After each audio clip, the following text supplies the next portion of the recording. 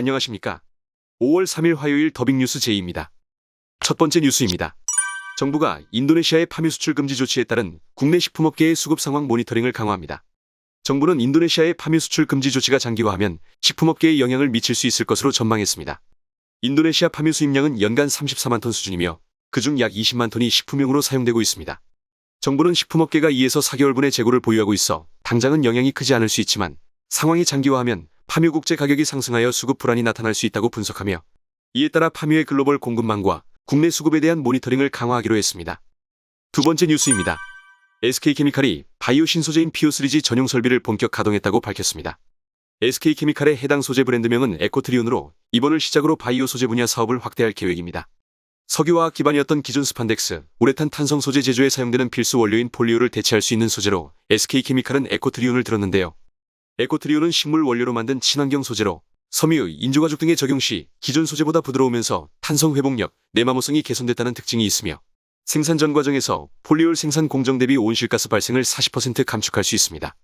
이런 에코트리온의 물성과 친환경성을 앞세워 SK케미칼은 인조가죽, 운동화, 패션, 가구 등 시장 공략에 나설 방침입니다. 세 번째 뉴스입니다. 네이버 D2SF는 스타트업 데이터 수집 분석 플랫폼 혁신의 숲을 개발한 마크앤컴퍼니에 신규 투자했습니다. 혁신의 숲은 스타트업 관련 데이터를 수집해 성장 추이 및 시장 동향을 분석하는 플랫폼으로 투자 유치 이력, 고용 현황, 재무 정보 등 기본 데이터와 소비자 거래 분석, 트래픽, SNS 언급 횟수 등 심층 데이터까지 통합 분석합니다. 양상환 네이버 D2SF 리더는 2020년 창업한 스타트업은 약 12만 팀으로 이는 2000년 벤처붐 당시 대비 2배 이상 많은 규모라며 시장과 기술을 선도하는 스타트업의 성장 데이터는 앞으로 더 활용 가치가 커질 것이라고 말했습니다. 네 번째 뉴스입니다. 중국의 코로나 봉쇄와 글로벌 원재료 가격 급등으로 공급망이 경색되자 국내 완성차 배터리 업체들이 새 공급망을 찾고 있습니다. 조달 지역과 기업을 다변화하는 한편 협력사에만 맡기지 않고 직접 원료 확보전에 뛰어드는 등 공급망 관리의 패러다임을 바꾸고 있는 것입니다.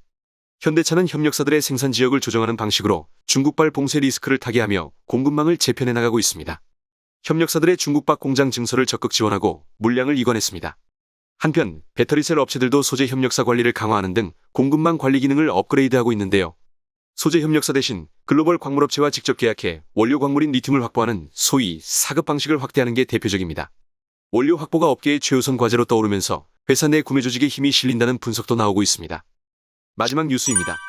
한국수출입은행 해외경제연구소는 2006년에서 2020년까지 중화권, 일본, 북미, 유럽 등 6개 지역에 대한 K콘텐츠 수출액과 화장품, 가공식품, 의류, IT기기 등 소비재 수출액의 상관관계를 분석했습니다. 그 결과 K콘텐츠의 수출이 늘어날 때 소비재 수출도 1.8배 동반 증가했다는 분석 결과가 나왔습니다.